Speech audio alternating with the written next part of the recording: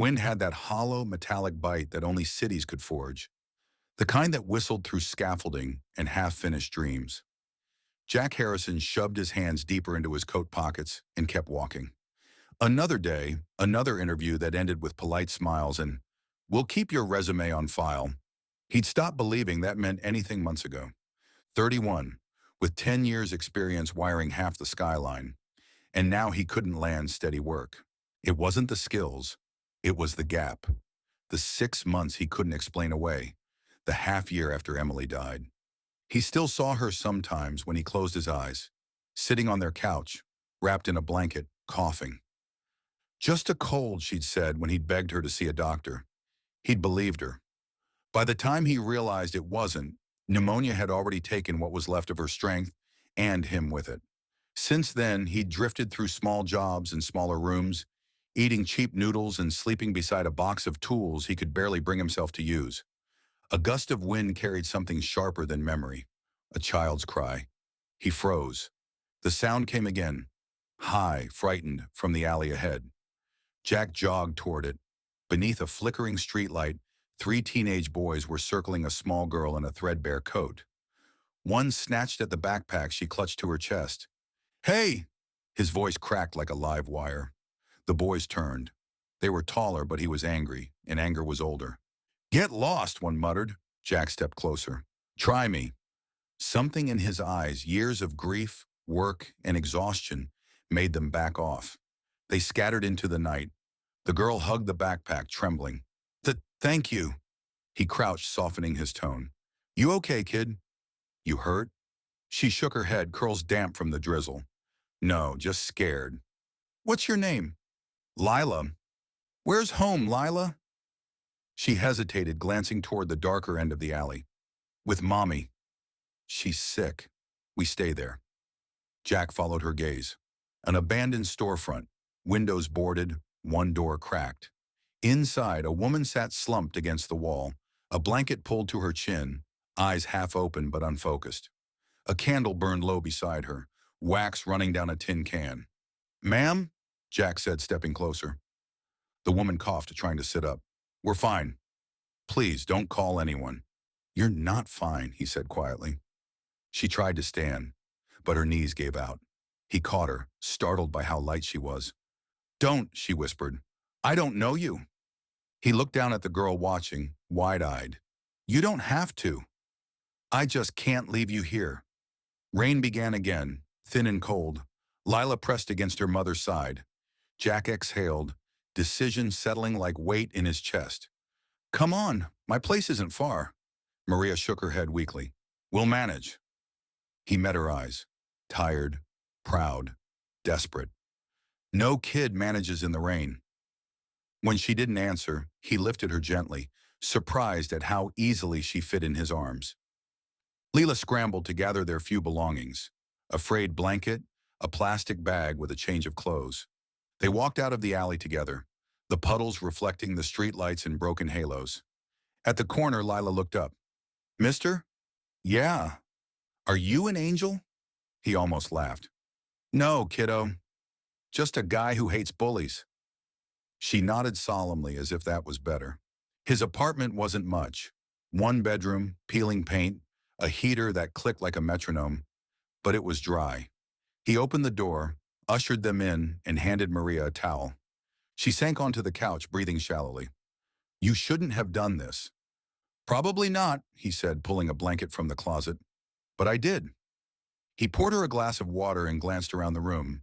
The flicker of the single bulb, the empty walls, the photo of Emily still on the shelf. When he turned back, Lila was sitting cross-legged on the rug, stroking his cat's fur and smiling for the first time that night. The room felt different, warmer somehow. Jack stood in the doorway a moment longer, the rain whispering against the window. Just for tonight, he told himself. But deep down, he already knew better. Morning came in a blur of gray light and rain-streaked windows. The storm hadn't stopped overnight. It had only grown tired, leaving behind a steady drizzle that whispered against the glass. Jack woke before his alarm, the habit of early shifts still ingrained, even though there hadn't been one in months. For a long moment he lay still, listening to the soft rhythm of breathing in the next room. Then he remembered Maria and Lila. He sat up, rubbed his eyes, and scanned the apartment. The couch blanket had slipped to the floor, revealing Maria curled awkwardly, one arm flung protectively over her daughter. Her hair was damp, face pale, lips drawn tight even in sleep. The space smelled faintly of rain, old plaster, and the faint sweetness of the hot chocolate he'd made before they'd finally stopped shivering. He rose quietly and moved to the kitchen. There wasn't much to work with. 2 eggs, a little bread, and the half carton of milk he'd been stretching out. Still, he cracked the eggs into a pan and watched the oil hiss to life. Behind him came the sound of small feet. "Hi," Lila said, hugging her knees at the edge of the chair. Her hair stuck up in curls and she wore one of his old t-shirts that hung past her knees. "Hey, kiddo. Hungry?" She nodded, solemn as a judge. When the eggs began to bubble, she leaned forward. "Are you a cook too?" He smiled faintly. "Mostly I'm a guy who burns toast." Maria stirred at the sound, blinking awake. Her voice came rough. "You didn't have to feed us." "Too late now," he said without looking up. "Already doing it." She tried to rise, but the effort brought a coughing fit. He turned the burner down and handed her a glass of water. "Easy. You're still running a fever." Her eyes darted toward Lila. "You shouldn't let her bother you." "We'll go after breakfast." The words were sharp, but her tone wasn't. It was resignation, not defiance. Jack didn't answer right away. He crossed to the outlet near the kitchen table, where the lamp had been flickering for weeks. He unscrewed the faceplate, exposing the wires. "I've been meaning to fix this," he said, mostly to himself. Lila slid off the chair and watched, fascinated. "You fix broken things." He paused mid-turn of the screwdriver. The phrase hit harder than it should have. "Sometimes," he said. "Not always." Maria's gaze softened, just slightly. "You used to do this for a living?" "Yeah, until the world decided it didn't need me for a while." "You're good at it." "Was," he corrected. "Trying to be again." The outlet clicked back into place. "Light steady now." Lila clapped, delighted.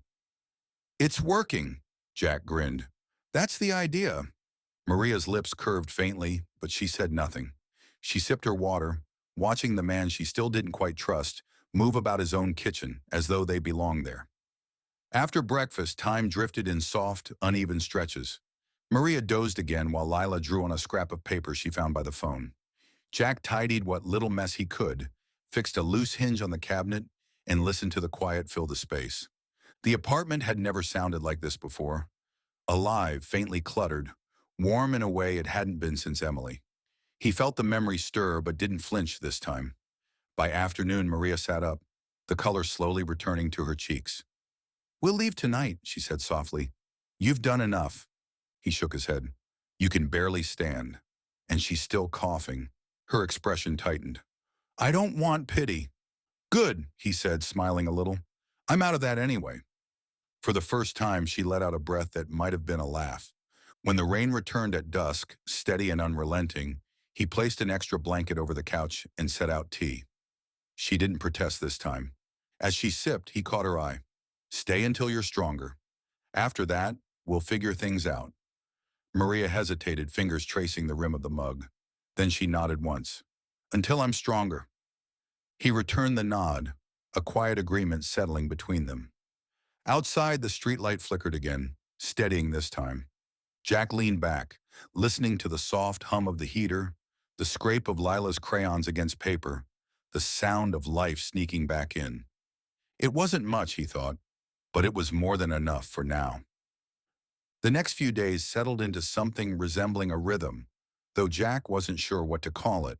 Routine, maybe, or peace in disguise. Mornings began with the smell of toast and the quiet hum of the radio Maria had coaxed back to life. Lila colored at the table while he repaired a loose outlet or checked old wiring jobs he'd ignored for months. In the evenings, they watched rain trace thin silver rivers down the glass, each lost in separate thoughts, but sharing the same silence. Maria still moved slowly, coughing more than she admitted, but insisted on helping. She washed a few dishes, folded the blanket, mended a tear in his shirt. "Can't just sit here," she'd say, and he'd pretend to believe she was fine. One night she asked about the photo on the shelf. Emily smiling beside a Christmas tree, cheeks flushed, hair messy from laughter. Your wife? He nodded. She was beautiful. She still is, he said softly, not realizing the words had escaped until Maria looked down, embarrassed for both of them. Lila's laughter from the next room spared them from having to fill the silence. The days blurred into one another. Maria's cough deepened. She hid it well when Lila was awake, stepping into the bathroom to muffle the sound. But Jack heard it through the door. The sound dragged up memories he'd buried. Nighttime coughing, the wheeze of a woman too stubborn to call a doctor, his own voice saying, "Tomorrow, Em. You'll be fine by tomorrow." The word tomorrow still felt like a curse.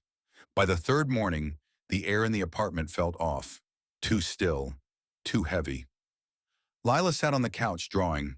Maria stood by the sink, rinsing a cup. He turned from the hallway just in time to see her knees buckle. "Maria!" The cup shattered. He was across the room before the sound faded, catching her before she hit the floor.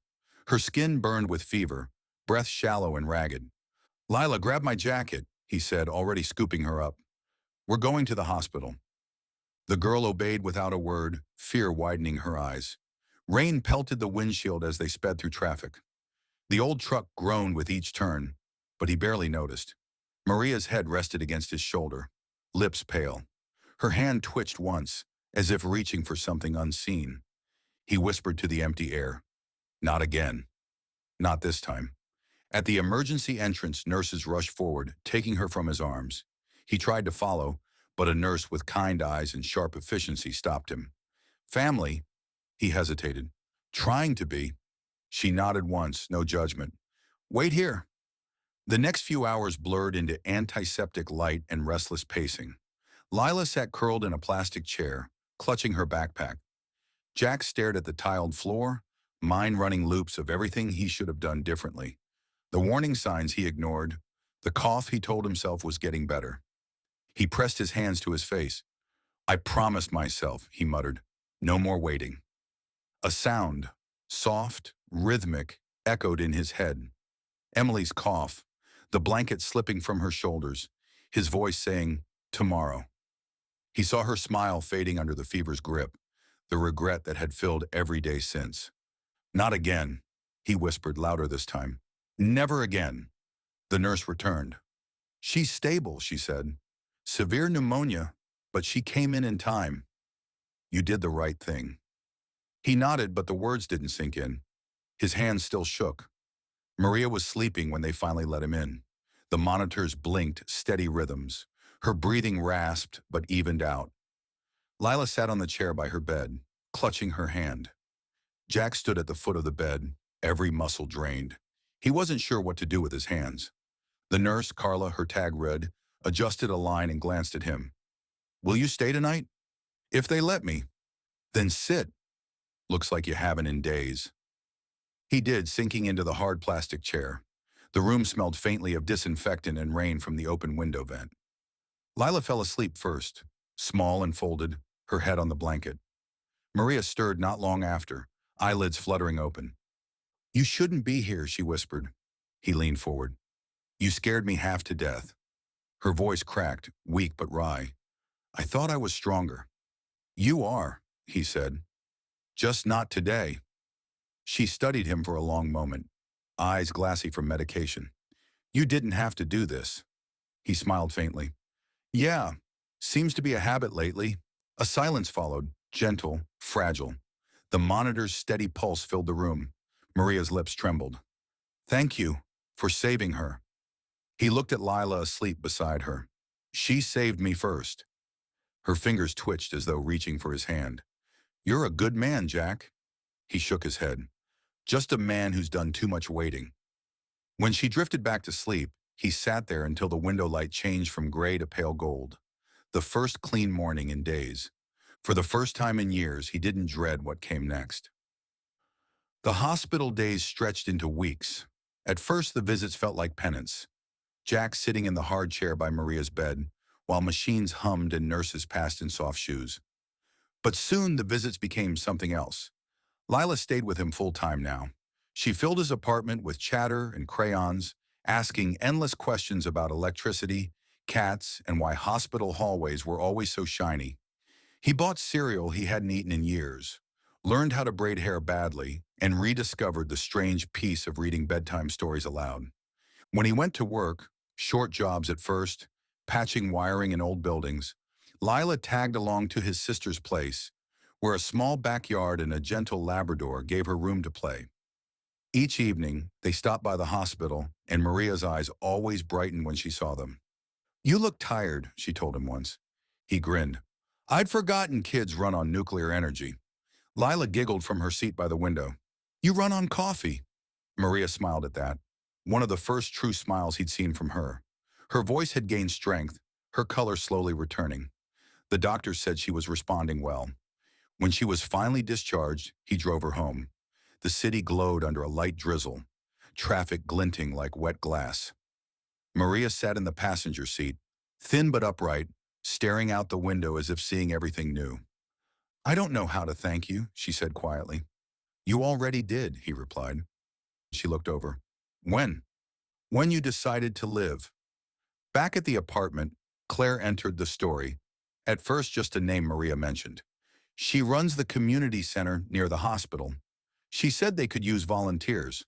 Jack raised a brow. "You sure you're ready for that?" "I need to do something," she said. "Something that isn't surviving."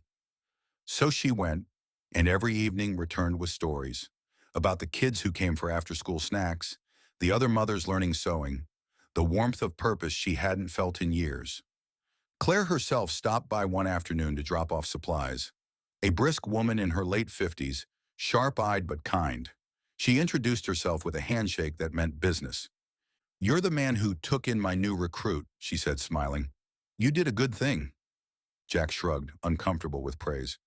Anyone would have done the same. Claire studied him for a moment, amused.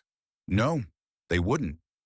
Before leaving, she glanced around the small apartment, now littered with Lila's drawings taped to the wall, a vase of flowers Maria had insisted on buying, tools neatly stored away instead of scattered. "You look like a man waiting for a reason to stay," she said, and patted his shoulder. "Try not to waste it." He didn't answer, but the words stayed. Over the following weeks, something in the rhythm of their lives began to shift. Jack found steady work again. An old contact from the union called about a project wiring a warehouse. The pay wasn't glamorous, but it was consistent, and his hands remembered what to do. He left early and came home to the smell of dinner, the clatter of laughter and dishes, the radio playing softly in the background. Maria hummed while cooking, her voice quiet but sure. Sometimes she sewed while he fixed things, an unspoken trait of patience for strength. One Friday night, Lila declared a no grown-up rules dinner. They ate pancakes at 7 p.m. and built a blanket fort in the living room. Maria rolled her eyes, but she crawled inside anyway, pretending to be the dragon guarding treasure. Jack played along, surrendering a wooden spoon as his sword. When Lila finally fell asleep in the fort, Maria stayed a little longer under the dim light of the lamp. "You know," she said softly, "I used to think my life ended when he left us. Then when I got sick, I thought that proved I wasn't strong enough to keep her." Jack leaned back against the wall, hands loose in his lap. "Looks like you were wrong both times." She smiled faintly. "And you? You still look like you're trying to forgive yourself." "Working on it," he said, "but it's easier when there's laughter in the house." For a while they just listened, to the faint hiss of the heater, to the soft snore from the little fort beside them. The air felt light, lived in. Later, when he turned out the lamp, he caught sight of the photo of Emily still on the shelf. For the first time in 2 years, the sight didn't ache. It warmed. Maria stirred as he stood. "Good night, Jack." "Night," he said, smiling. He paused at the door, taking one last look at the quiet apartment, the small family patching itself together piece by piece. Ordinary grace, he thought. That's what this is. And he realized he'd stopped waiting for tomorrow. It began with a letter taped crookedly to the door.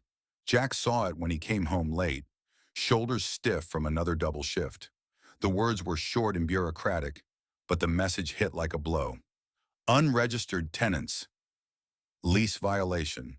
Must resolve within 30 days. Maria read it twice before setting it down. "He means us." "He means paperwork," Jack said too quickly. I'll talk to him. But the landlord didn't want talk. He wanted the apartment back. For days, tension hung over the place like a storm cloud. Lila sensed it, though neither adult spoke much about it. Jack worked longer hours picking up any side job that came his way. His hands ached, his eyes burned from fatigue. Maria started sewing late into the night, the hum of the small machine a kind of prayer. One evening he came home past midnight and found her asleep at the table, needle still threaded. He reached to turn off the lamp and saw the mended seams on a pile of donated coats. Each one bore small, careful stitches, her quiet fight to hold the world together. He whispered, "You don't have to fix everything." But she didn't stir. Days blurred into a rhythm of exhaustion. Jack barely saw Lila except in fragments. Half-asleep breakfast, quick hugs at the door. Still, he pressed on. Claire appeared one afternoon at the community center where Maria worked. "You look worn thin," she said. Maria smiled weakly. "It's been a rough month." Claire folded her arms. "You think I don't hear things?" The landlord, the extra shifts, the sewing at midnight. "Sit down before you fall." Maria sank into a chair. "We're fine." Claire's eyes softened. "You're not." "But you will be." She pulled a flyer from her bag. "There's a church grant program. Helps families with housing transitions. I've already spoken to them." Maria blinked. "You what?" "They need an electrician to inspect units. I told them about Jack. Seems they might help and pay him for the work." That night when Maria handed him the flyer, Jack frowned. "You shouldn't have to ask for help." "We didn't," she said. "Claire did." He looked at the paper again, then at her. "You really think—" "I think," she interrupted, "you've spent enough time proving you can do everything alone." The next morning he called. By the end of the week, he'd repaired the church's wiring and signed a lease for one of their small duplex units. It wasn't much. One story, 2 bedrooms, creaky floors. But when he held the key, something in his chest loosened. The move happened on a Saturday under clear skies. Lila drew a smiling sun on every cardboard box and labeled them home in big uneven letters. Claire showed up with cookies and unsolicited advice, and Maria carried what little they owned with a kind of reverent joy. By evening, the place smelled faintly of soap and paint, their laughter echoing off bare walls. Jack set the last box down and leaned against the counter, wiping sweat from his brow. Maria stood beside him, looking around. "It's small," she said. He smiled. "It's ours." For the first time, she didn't correct him. Later that night, they sat on the floor around a single lamp. Lila insisted on reading a bedtime story, voice high and earnest, words sometimes tumbling over each other. Maria rested her head against the wall. Jack let the sound wash over him like music. Outside, the neighborhood was quiet except for the distant hum of traffic and the faint toll of a church bell. He thought of everything that had led to this, every detour, every mistake, every door that had closed only to push him toward this moment. Lila finished reading and crawled into her mother's lap, eyelids heavy. "Is this forever?" she mumbled. Maria kissed her hair. "Forever starts somewhere, sweetheart." Jack turned off the lamp, leaving the room bathed in amber light from the street. He could still see the faint outlines of their faces. 2 people who had wandered into his life and somehow filled the empty places he hadn't realized were still waiting. The storm had passed, not with thunder, but with steady hands and quiet hearts. And when he lay down that night, exhaustion finally gave way to something softer. Not relief, not rest. Peace. The new house settled into its own rhythm, quiet and contented, with sounds that felt like belonging. A loose floorboard near the kitchen squeaked every time Jack passed. The radio hummed softly through most evenings. Lila sang while brushing her teeth, always off-key but joyful. That night the rain had returned, gentle this time. No thunder, no storm, just the soft percussion on the window and the low warmth of a single lamp left on in the living room. Maria sat on the couch with her sewing kit open, hemming one of Lila's dresses for school. The radio murmured an old love song from a decade ago, the kind that carried too much memory in too few chords. Jack leaned in the doorway, still in his work clothes, watching her hands move with quiet precision. "You ever take a break?" he asked. She looked up, smiling faintly. If I stop, I'll think. Dangerous habit. She laughed under her breath. You should try it sometime. He came over and sat beside her, close enough to smell the faint scent of soap and fabric. The lamplight softened the tired lines around his eyes. For a while they listened to the rain, letting it fill the space between them. When he finally spoke, his voice was low. Do you ever get scared when things start going right? Maria paused mid-stitch. All the time. He nodded. I keep waiting for it to fall apart again. Like I'll wake up and it'll all be gone. Her hand stilled on the fabric. That's what losing someone does. It tricks you into thinking good things can't last. He looked at her then. Really looked. You sound like you've lived a few of those tricks. Too many, she said softly. But I learned something in the hospital. You can't stop the bad days. You just hold on to the people who make them bearable. He exhaled slowly, leaning forward, elbows on his knees. Emily used to say that, right before she got sick. I didn't listen. Maria set the sewing aside. You couldn't have known. I could have taken her in sooner, he said quietly. Could have ignored her when she said she was fine. I waited, and it cost me everything. She turned toward him. And now you don't wait. He met her eyes. No, now I'm just afraid I'll ruin what's left. Her voice gentled. You won't. You're not that man anymore. Something shifted in the air. Small, invisible, undeniable. He could feel it in the way she looked at him, in the way her words didn't try to fix him, only reminded him he was already fixing himself. She smiled faintly. Then let's hold it together, both of us. Jack stared at her hands, the same ones that had trembled in that alley weeks ago, now steady and strong. He reached out and covered them with his own. She didn't pull away. For a moment, neither of them spoke. The rain kept time, the radio hummed softly, and the air between them thickened with unspoken promises. He said her name once, quietly like a question. She answered with a nod. The first kiss wasn't planned, wasn't even certain until it happened. It was small, hesitant, more an agreement than a declaration. The kind of kiss that said, we're still here, we're still trying. When they drew apart, Maria's eyes glistened with tears that didn't fall. Jack brushed a strand of hair from her face, the motion unthinking, tender. And then, like a perfectly timed blessing, came a voice from the hallway. Does this mean we're a family now? Lila stood there in her pajamas, clutching her stuffed bear, grinning wide enough to fill the room. Maria covered her mouth, half laughing, half crying. Sweetheart, you're supposed to be asleep. I heard music, Lila said, and talking, and maybe kissing. Jack laughed, the sound deep and genuine. Well, I guess that answers your question. Lila's grin widened. So it does mean yes? Maria looked at Jack. What do you think? He reached out his hand to Lila. Yeah, kiddo. I think it means yes. She ran over, throwing her arms around both of them, a tangle of warmth and giggles and disbelief. Maria pressed her forehead to Jack's shoulder, voice muffled. You know she'll never let us live this down. He smiled. Wouldn't have it any other way. The rain tapped steady against the window. The radio faded into a quiet instrumental, just enough sound to fill the spaces words couldn't. In that small, imperfect house with laughter echoing between the walls, Jack realized the truth he'd been too afraid to name. The world hadn't fallen apart. It had finally come together. Spring came quietly, the kind of slow awakening that made the air smell like renewal.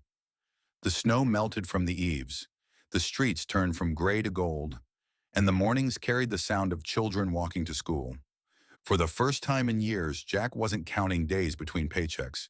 His supervisor had stopped calling him the temp and started introducing him as Harrison, lead electrician on the new complex. The raise wasn't much, but it was honest, earned, and steady. He found himself whistling on the way home, something he hadn't done since his 20s. Maria had grown stronger too. Her work at the community center had turned into a full-time position, coordinating outreach and helping other families find shelter. She came home tired, hands marked from fabric and ink, but glowing with purpose. Lila flourished at school, her report cards now decorated with gold stars and crooked hearts drawn by classmates.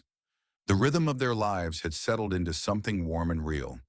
Yet beneath it all, a quiet thought kept returning to Jack. Don't wait this time. One Saturday, he stopped by a small pawn shop near the edge of town. The display cases were dusty, the lighting poor, but tucked between two old watches was a simple gold ring, slender, understated, with a single stone that caught light like a whisper. He held it up to the glass. How much? The owner looked up. For that one? Not much in money, but it's the kind that means something. Jack smiled. That's exactly what I need. He bought it, tucking it carefully into his jacket pocket, and spent the next week figuring out what came next. When he finally told Claire, she laughed. About time. I was beginning to wonder if I'd have to do it for you. Just need a little help, he admitted. Somewhere quiet, somewhere hers. I've got the place, she said, snapping her fingers. Community center courtyard. Lights, music, the whole bit. I'll handle it. You just show up with courage. That Friday evening, Maria finished her shift unaware of anything unusual. The center was nearly empty except for a faint glow spilling through the side door. Claire, she called, stepping inside. Then she saw them, strings of soft lights looping above the courtyard, a small table with 3 plates set, and Lila standing proudly at the center, clutching a tiny box with both hands. Jack stepped forward, nervousness battling the smile tugging at his lips. Lila, Maria said slowly, what is all this? Her daughter grinned. Mommy, Jack told me to keep this secret for a whole week. It was the hardest thing ever. Maria turned to Jack. You planned this? He nodded, heart hammering. With a little help. He reached for the box, but Lila shook her head, holding it tighter. Nope, I'm part of this too. She opened it with exaggerated care and presented the ring. Jack dropped to one knee. Maria Lopez, he began, voice steady but low. You walked into my life the night I thought I was finished with it. You and that fearless kid brought me back from somewhere I didn't think people returned from. Her eyes shimmered, tears catching the light. He continued. I used to come home to silence. Now I come home to laughter, burnt toast, and the sound of crayons on the wall. You gave me back a reason to come home. Maria covered her mouth, trying not to cry. Lila bounced beside her, whispering, Say yes, Mommy. Jack smiled. You don't have to. We're already a family, but I'd like to make it official. Maria knelt, taking his hands. You think I'd say no to the man who saved my life twice? He slipped the ring on her finger, and she laughed through tears. Lila squealed, hugging them both so tightly they nearly toppled over. Above them, the lights swayed gently in the evening breeze. Claire watched from the doorway, dabbing at her eyes with a tissue. About time, she murmured. Maria leaned into Jack, whispering, You're not waiting anymore. He kissed her forehead. No, not ever again. The church bells from down the street began to ring, soft and distant, as though the city itself were giving its blessing. And for the first time in a long, long while, the future didn't feel like something to fear. The day of the wedding dawned cold and bright, sunlight glinting off a thin layer of frost that turned the streets into a mirror. The church stood at the end of the block, small but proud, its old wooden doors draped in white ribbon and soft paper flowers Lila had made herself. They weren't perfect. Some petals were lopsided, some tape showed through, but Jack thought they were the most beautiful things he'd ever seen. Inside, the air was warm with candlelight. The scent of wax and pine filled the nave. Rows of folding chairs replaced the usual pews, borrowed from the community center, each wrapped with a strand of ribbon Claire had insisted on for polish. She was everywhere that morning, directing guests, adjusting flowers, whispering instructions with the command of a general. Keep that flower girl in check, she told Jack before disappearing again. He laughed under his breath. You try keeping her in check. Lila, in a simple cream dress and sparkly shoes, twirled near the altar, scattering paper petals she'd cut by hand. Is it time yet? She asked for the 5th time. Almost, kiddo, he said, straightening his tie. The church doors opened and Nurse Carla slipped in quietly, joining the small crowd of familiar faces, workers from the center, a few of Jack's crew from the job site, Maria's neighbors who'd helped with furniture and meals. Nobody there was rich or polished, but they filled the space with warmth. It wasn't a grand wedding, but it was honest, built from community, stitched together with kindness. The music started softly, the church pianist playing a hymn that felt half prayer, half lullaby. When Maria appeared at the doorway, the room seemed to draw breath. She wore a simple cream dress, mended and pressed by her own hands, and carried a small bouquet of white lilies tied with a ribbon Lila had chosen. Her hair was gathered loosely and she smiled as she walked, though tears already shimmered in her eyes. Claire stepped aside, beaming. "Told you it'd be perfect," she whispered. Jack couldn't move for a moment. She was radiant, not in a storybook way, but in the quiet strength of someone who'd fought her way back to the light. When she reached him, he took her hands, steady and warm. The officiant smiled gently, voice calm and sure. "Love, when it's chosen after pain, is love that endures," he said. "These two stand before us not as people untouched by hardship, but as those who found grace in each other's survival." Jack swallowed, his throat tight. He hadn't prepared a speech. Words never seemed enough. But when the moment came, they flowed easily. "I thought I was helping you survive," he said. "But you taught me to live. You gave me a reason to wake up, to come home, to believe that broken things can still work if someone cares enough to fix them." Maria's tears spilled freely now. When it was her turn, her voice trembled at first, then steadied. "I thought my story was over. I thought there was nothing left to build with. But you fixed what I thought couldn't be fixed. You made a home out of kindness. You made me believe again." A hush fell over the room. Claire dabbed her eyes with a handkerchief. Carla smiled through tears. Even one of Jack's rougher co-workers sniffed and muttered, "Must be the candles."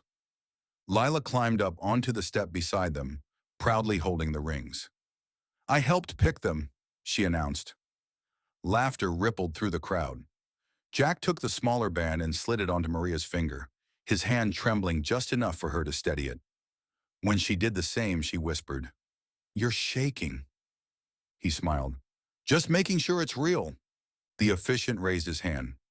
"By the love you've spoken and the vows you've shared, I pronounce you husband and wife.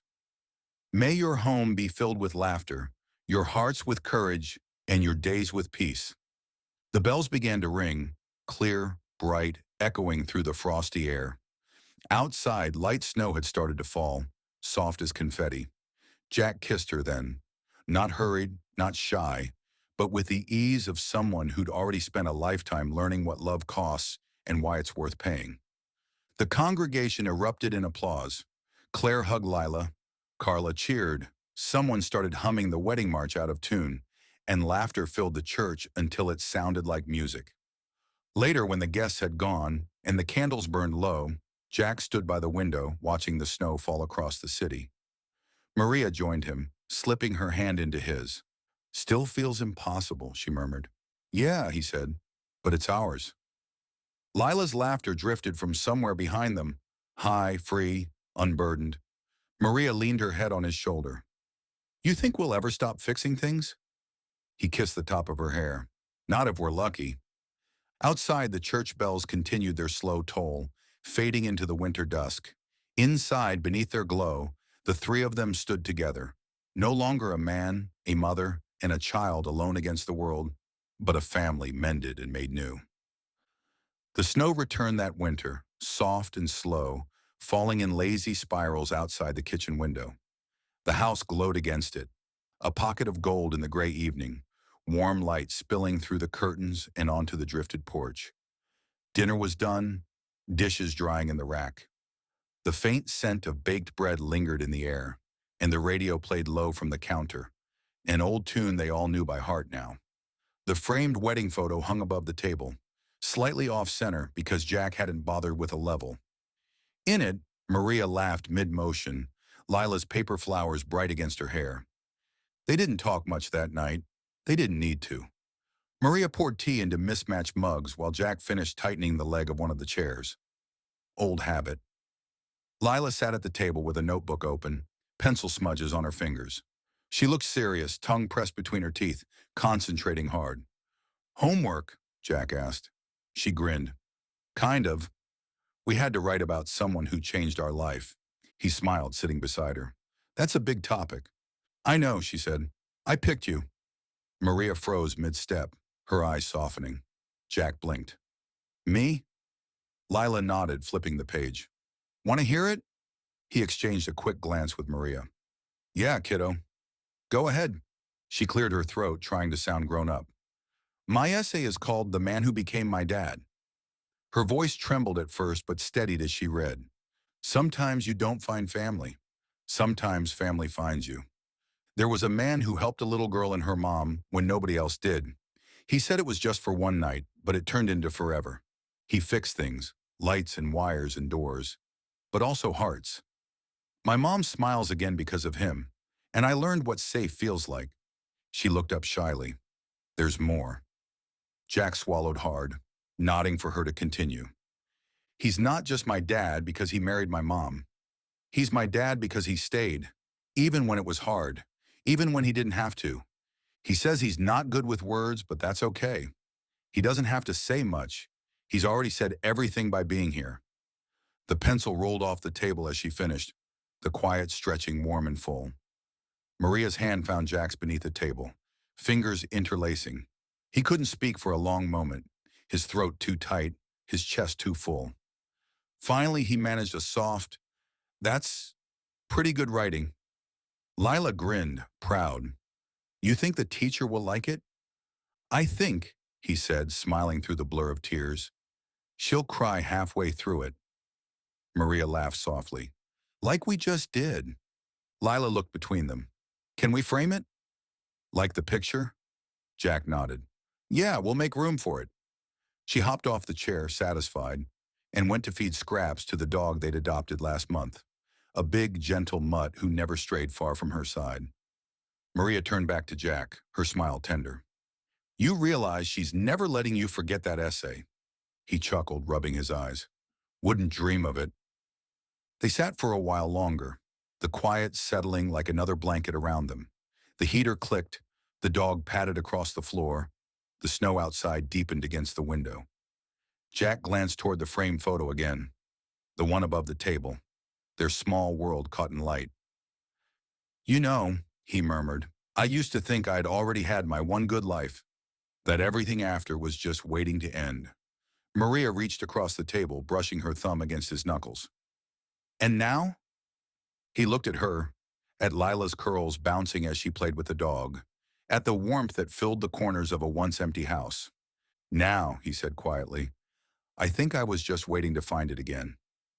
She smiled, leaning in to rest her head against his shoulder. Outside, the snow kept falling, soft and steady. Inside, the lights glowed against the glass, proof that even in the coldest nights, some homes never stop shining. Thank you for watching Threadveil Stories, where every story finds its way home.